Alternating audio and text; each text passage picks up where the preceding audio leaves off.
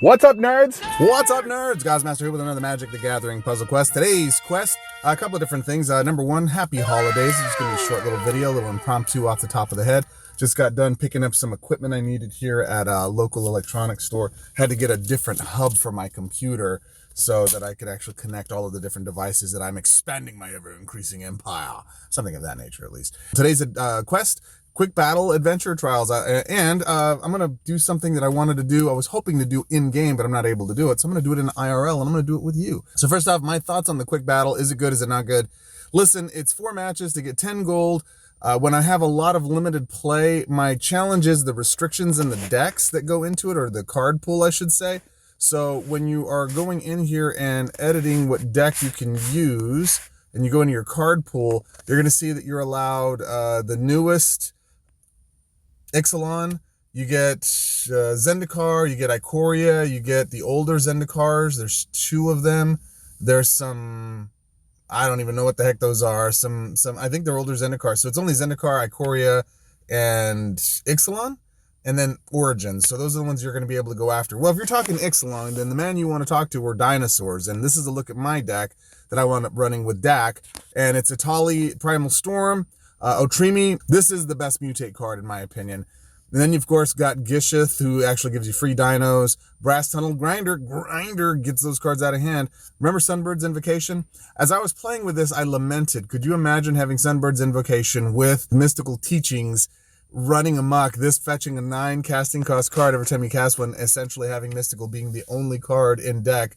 I actually am sad that I didn't think of that before Mystical got nerfed. Dang it, that would have been fun. That would have been fun in Legacy to go do. Alas, I did not. Ruinous Ultimatum, because it's the best removal. Bring to Light, because I go get stuff for free. You know, I like free stuff. Turn to Frog is not necessary in this deck because of Ruinous, because you're going to pull it and have it, and there's just not enough, so you can go swap that out. That's flex. Sorcerer Spyglass, just to lock your opponents down from their loyalty abilities. This reminded me how much I miss having ways to mess with your opponent's loyalty abilities. I don't think we have anything in Standard now that does that. And then, of course, Mana Crypt, just because it gives you free stuff. There's a look at the deck. Click, click. I'm not going to play it. It's very decimating. It works really, really well. And this is one of those things where I even gauged, is it worth playing this deck, or is it worth playing this event? Because the exchange you have for gold, it's 10 gold for 4 events, where what I like to do in the quick battles is I like to go test my standard builds in quick battle 1 in standard, go build something, brew something there, and then I go test that brewed deck in the legacy builds or the quick battles so that I can see if it holds up against stronger, older decks. This limits me so much, and there's nothing I'm going to take out of this. I guess that's my biggest conundrum with this set, or with this event, is that it's limited to this event. The only thing I'm brewing here, I'm going to use here. At least with the standard ones, I'm open to my entire deck list.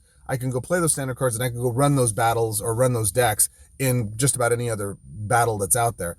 That's not the case with these. The only place I'll be able to run these builds that I build here that are really effective are against other legacy events. And if I'm going to be running other legacy events, I'm not going to be limiting my card pool to just that. Anyways, there you go. Those are my thoughts on that. The next thing I want to do here is a little bit different. So let me go full screen. And this is why some faces are better designed for radio. My friends, I want to do something with you that I've never done before, and it's because I really, really was looking forward to Avatar: The Last Airbender being in Magic Puzzle Quest. I knew it wasn't going to happen, but I had this small hope of hopes that maybe it would.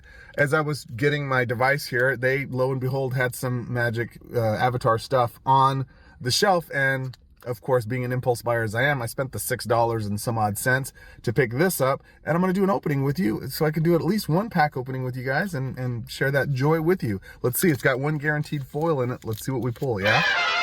All right, so I'm not sure exactly how I'm going to be able to pull this off, but we are going to try to do this one-handed because I have to use my other hand to hold the camera in place because I don't have a professional setup for this. There's very little in this world, my friends. It's as exciting as opening a pack of Magic cards. So let's see what we get here. I have not looked inside of this thing yet. I know that other people have professional ways of opening these things up. I do not. All right, let's go into there. First and foremost, we're going to look at the soldier token there. Look at that. Firebending, wherever this token attacks, add 1 red mana to your last to the end of combat. That's interesting. That's really cool, actually. That's pretty dope for just a basic card. And then this is a common card, Fire Nation Raider. It is 1 red and 3 colorless. Raid. When this creature enters, if you attacked this turn, create a clue token. Ooh, clue tokens. Webcore would have loved that. All right, there's the next one. Callous Inspector. 1 black for a 1/1 weenie creature, human soldier. Menace. When this creature dies, it deals 1 damage to you. Create a clue token. Man, they were heavy into the clue tokens, huh? I guess because Avatar was a mystery. I don't know. Lost Days. Oh. Can you hear the music, my friend?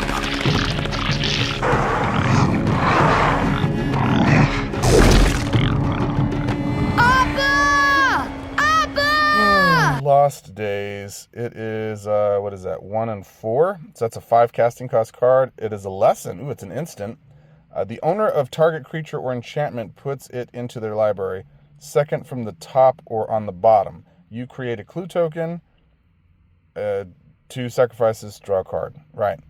At every step, his friend was just out of reach. Oh, that's when Momo was looking for Appa. Oh, I think that's probably it's not my favorite episode, but it's up there just because, you know why.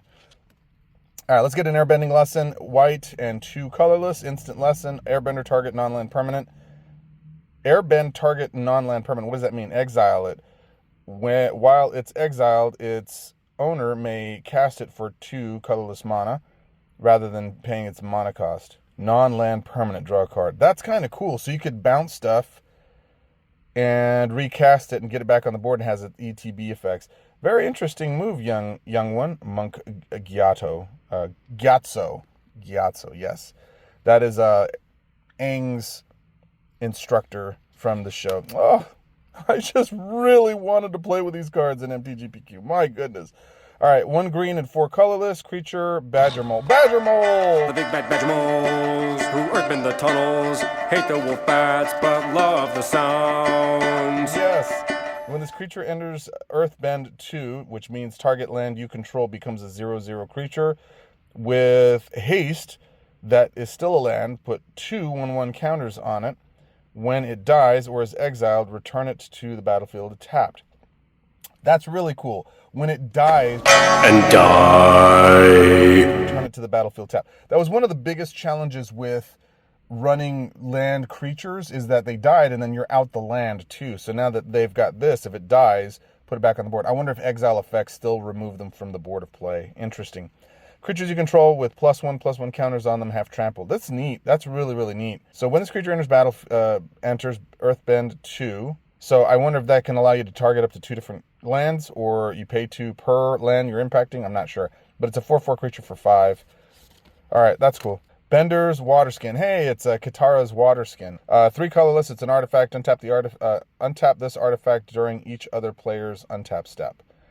Add 1 mana of any color. That's actually pretty good, dude. That's similar to Soul Ring level. It costs 1 more. Again, if you ever played MTG proper, then you know that that's slower than it needs to be in a competitive deck, but it still seems like cool flavor. And added to the fact that it untaps during each other player's untap step. So it untaps under your untap step and theirs as well.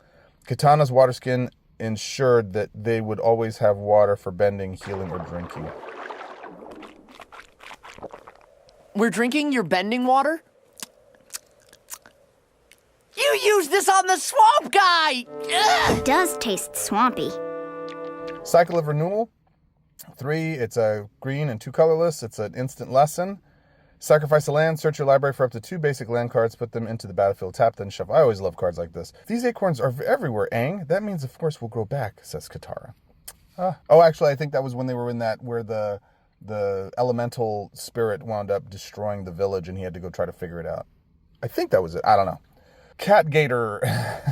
Every animal in ATLA, if you're not aware of it, Avatar: The Last Airbender, is not just a bear. It's a bear, platypus bear. It's a, monkey bear, whatever it is. So this is not just a cat. It's a gator cat or a cat gator. This is 7 mana to cast. 1 black, 6 colorless. Fish Crocodile. Is it a catfish? Oh, it is a catfish. That's what it is. Interesting.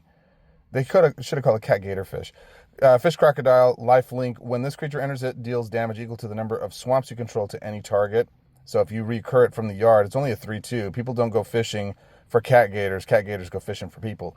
That's probably, I don't know if I remember that, but that's probably from the swamp episode where Team Avatar are in the swamp with the 2 swamp bending monsters that are running amok there, and there's like a spirit animal, and that's where Aang first sees vision of Toph.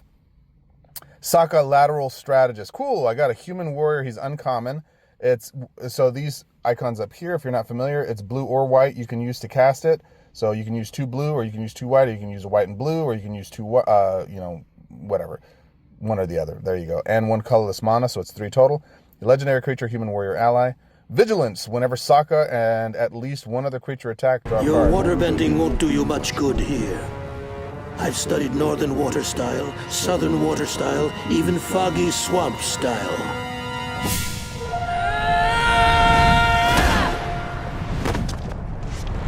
That's called Sokka style. Learn it. Knowledge Seeker. Oh, okay. This is when they're in the deserts, and Appa gets taken. 1 blue, 1 white. It's Fox Spirit. Vigilance. Whenever you draw your second card each turn, put a 1/1 counter on this creature. When this creature dies, create a clue token. It's an artifact. Sacrifice 2. It's a 2/1. So it's a 1/1, and every time you draw your second card, you go through it. This guy was stealing information. Actually, what they do is they travel the land seeking knowledge and then bringing back to this hidden library in the desert that's buried underneath all this sand. So those were the foxes that brought them to that place. God, I've watched this show a lot. Fire Sages. 1 red, 1 white, or colorless rather. Creature, human cleric, uncommon, firebending 1. Whenever this creature attacks, add 1 red mana that lasts until the end of combat. So you got to do some additional fire pumping, I'm assuming. 2 red, 1 colorless, put a 1/1 counter on this creature. So that's what you could do. You can do that at instant speed. So if you're doing enough mana generation with a bunch of red creatures, that's cool. God, mono red must be disgusting right now with that kind of stuff in play. Things have changed. In the past, the sages were loyal only to the Avatar, Fire Sage Shu. That guy was the one that was talking to Aang while he was in Fire Kingdom at that place singing. Who was he? Oh, I can't. The firebending Avatar that was friends with the great grandfather of whatever. So, oh my God, Fire Lord Azula, red, black. I don't know if any of these cards are good. I just love the characters, and this right here is a dope scene in this show. If you've never seen Avatar: The Last Airbender, my goodness, what are you doing with your life? Go watch that show. Red, black, blue, 1 colorless. Human noble. She's crazy. She is crazy. I felt so bad for her. Firebending 2. Whenever this creature attacks, add 2 red mana that lasts at the end of combat. Whenever you cast a spell while Fire Lord Azula is attacking, copy that spell. You may choose new targets for this copy. A copy of a permanent spell becomes a token. I'm sorry it has to end this way, brother. No, you're not. Oh, and she smirks. What a great show. Oh my gosh. All right, here it is. This is my rare. You got a land and another token. So this is it, kids. Let's do it this way. All right, you ready? So there's that token again. Let's see. Bam. Ooh, it's Combustion Man. 2 red, 3 colorless, legendary creature, human assassin. Whenever Combustion Man attacks, destroy target permanent unless its controller has Combustion Man deal damage to them equal to his power. Oh my God. This would have been Rakdos, patron of chaos, all over again. Whenever Combustion Man attacks, destroy target permanent unless its controller has Combustion Man deal damage to them equal to its power. So you buff him, and he's dealing damage to them. And I would assume in PQ would work, like we get to choose who we assign that damage to. Maybe it's still, I would hope they wouldn't deal damage. I hope it would be destroy. Oh my gosh. The Avatar's alive. I want you to find him and end him. Zuko. That was when he was commanding this guy. If you can't see it, he's got a little dot in the middle of his forehead, and that's basically his third eye. He uses to channel energy out and to destroy folks. And this is only an uncommon. Did I not get a rare in this pack? Is there no rares in this? That's weird. They guarantee you a foil, but they don't give you a rare? I'm gonna have to write my senator about that. I don't like that at all. Packs are supposed to have rares in every single one. That's lame.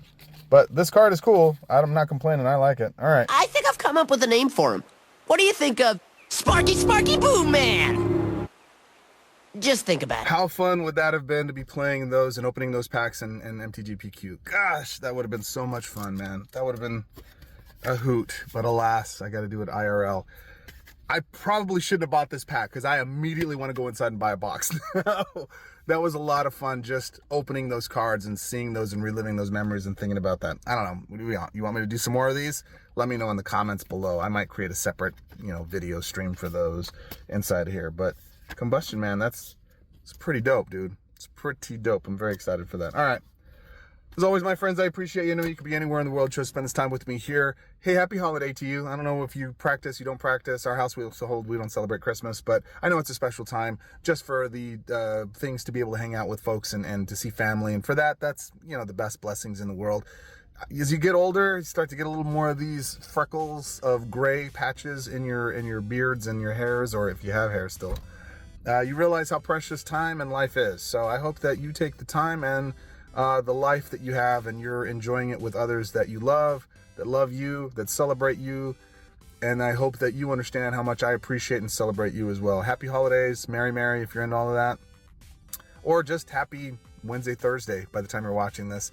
And I hope that you and yours have the best, not just close to this year, but a great new 2026. I'm very excited for 2026. There's a lot of big things that are coming from my own personal development, my own personal focus, and I hope that you are too. So whatever the world's doing to you right now, it's going to get better, my friend, and I hope that you got people that are rooting for you, caring for you, and good place for that. If you want to feel some good positive reinforcement and energy, get into the Discord.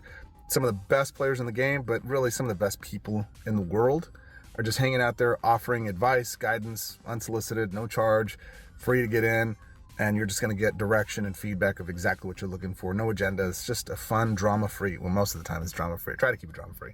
It's direct, straight opinions on certain things that you may disagree with, but it's all done in good fun and love and appreciation. So I hope that you have the best, and as always, can't wait to see you inside the Discord. And one big final closeout here, Webcore. Thank you guys for making 2026 or 2025 rather, an amazing year despite my lack of content productivity.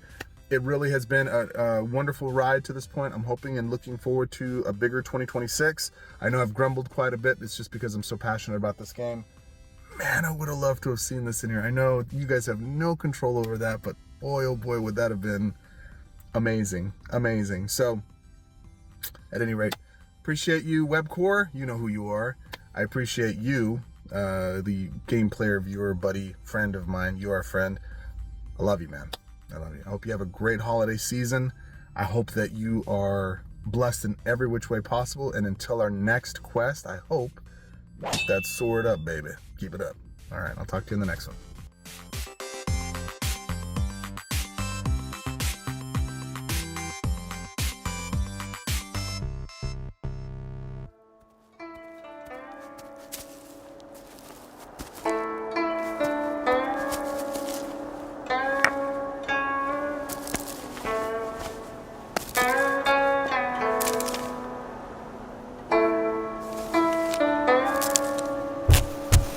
Happy birthday, my son. If only I could have helped you. Leaves from the vine, falling so slow, like fragile, tiny shells drifting in the foam. Little soldier boy, come marching home. Brave soldier boy comes marching home.